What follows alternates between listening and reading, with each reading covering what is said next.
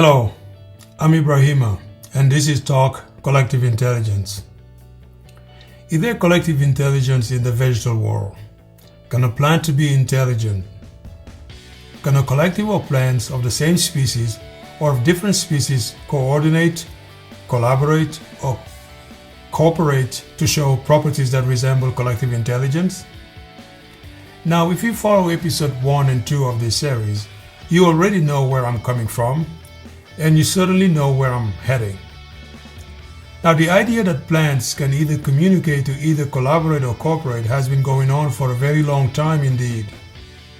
However, this idea is very controversial. In fact, it has pitted two camps against each other.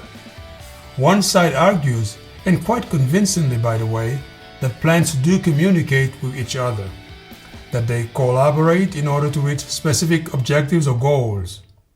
The other side completely rejects such statements and accuses the opposing camp of anthropomorphizing the vegetal world. As you already know, anthropomorphism is defined as the attribution and interpretation of non-human things or events in terms of human characteristics. For the opposing side in this battle of perspective, it is unfitting and certainly very improper to argue that plants have reasoning abilities, that they speak to each other, and that they can collaborate to reach a goal or an objective. Now, just like in our episode about collective intelligence in the animal kingdom, to talk about the intelligence of plants, we must first determine and draw boundary conditions around what we mean by intelligence. So today, I'm still going to provide the same definition as in episode 2. So according to the Merriam-Webster Online Dictionary, intelligence is defined as the ability to learn, or to understand, or to deal with new or trying situations. So as you can see, this is in many ways a very simple and straightforward definition. Now, Trevawas, a scholar in plant intelligence and one of the leading figures in the emerging articulation of plants as sentient beings capable of intelligent behaviors, defines intelligence for us. According to Trevawas, intelligence is a property of an individual interacting with one or many environments. Intelligence is related to the individual's ability to succeed or profit with respect to some goal or objective. And finally, intelligence depends on the individual's ability to adapt to different objectives or environments.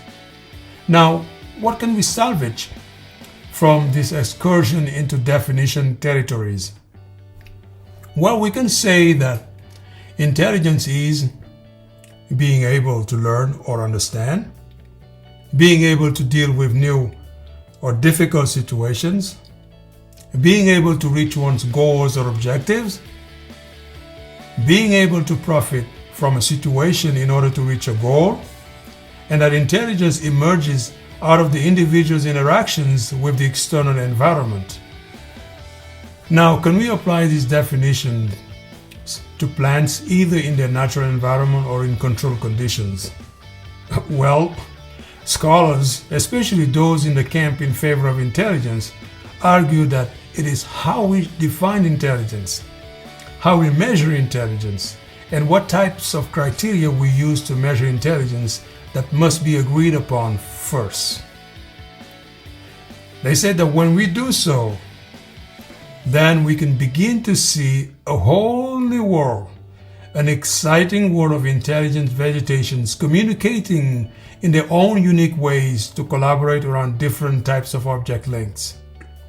For these scholars, plants can sense in their environment and act upon the information they receive to reach their goals. Plants can sense, but not in the human sense of the word. They certainly don't have the gray matter that we humans rely upon to reason and make sense of the world around us. But they make calculations, they decide upon alternative solutions, they communicate with each other and devise impressive and offensive and defensive strategies to reach their goals. Plants, according to these scholars, can be highly selective, can display foraging behaviors, can be highly attentive to their surroundings, For these scholars again, what plants pay attention to are different from what humans pay attention to, and their methods of communication are also very different. While animals and us use body language, for instance, plants send chemical signals in the form of volatile airborne substances to talk to each other.